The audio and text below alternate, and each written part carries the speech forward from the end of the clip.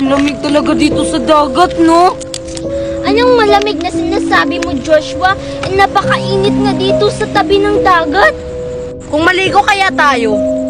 Pero gabi na, Marian. Bawal na ata maligo ngayon. Pwede pa naman siguro. Teka, parang sina Joshua yun ah. Bakit nagtatambay sila? Anong oras na? Gabi na. Nagsisalabasan na yung mga momo ngayon at saka syukoy. Puntahan ko nga sila. Tara na, maligo na tayo guys. Wait lang, antayin muna natin si Queenie. Baka darating yun.